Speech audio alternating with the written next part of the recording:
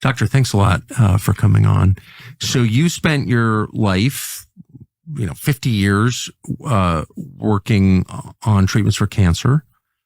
And when you started, it seemed like we were moving in the West toward the elimination of cancer. Smoking was a huge emphasis. Get rid of tobacco, and cancer rates will drop. Obviously, smoking does cause cancer, and we got rid of it basically, but cancer rates went up. And that is a very rarely remarked upon mystery that really bothers me. Tell us, since you made billions of dollars selling your companies, but you're still involved in medical research, which I admire. Where are we now with cancer? What are you seeing in cancer rates?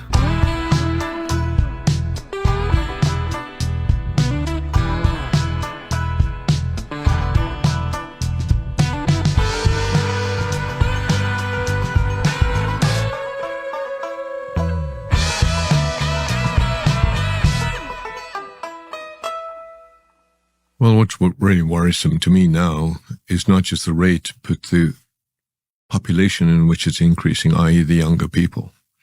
So we're clearly seeing an increase in certain types of cancer, like pancreatic cancer, ovarian cancer, and we're seeing it, colon cancer, and we're seeing it in younger people.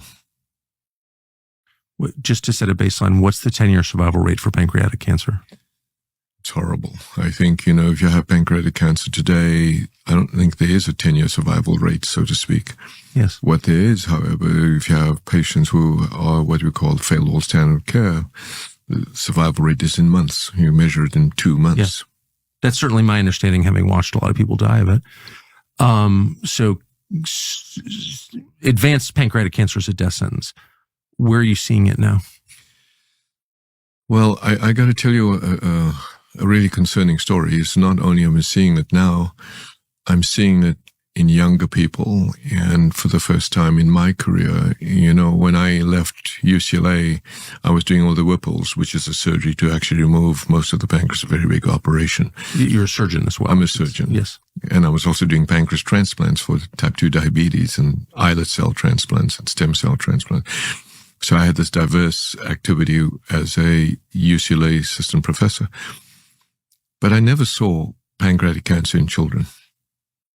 And the greatest surprise to me was a 13-year-old with metastatic pancreatic cancer that the family called us to help.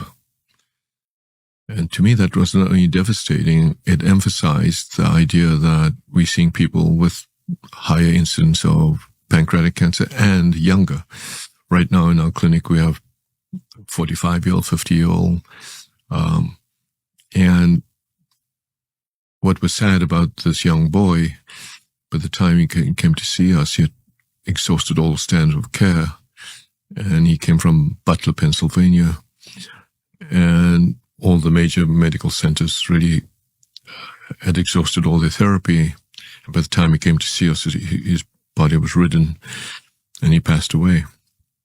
So seeing cancers now in younger people and almost a rise, almost like I don't want to call it a non-infectious pandemic, but this is what I think is going to worrisome in the world, not just in the United States, but largely in the United States, we're beginning to see this, and it's really worrisome. A non-infectious pandemic of cancer, including deadly cancers. Correct.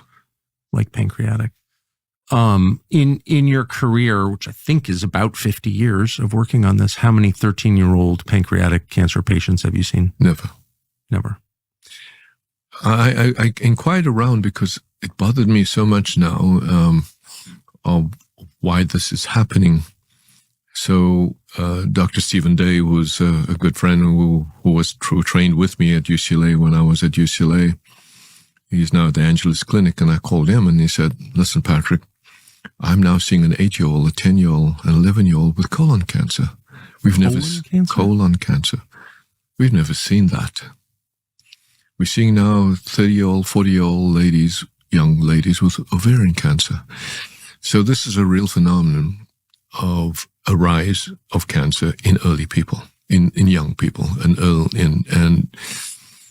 really need to get to the bottom of that." Do you notice a difference in the virility of the cancer, of the speed with which it moves? Well, I'm getting reports, they've even called it turbocharged Yes, cancers. I've heard that phrase. Right. I'm getting reports of that now, that people that have been in remission before even are now getting back the cancers and very rapidly progressing.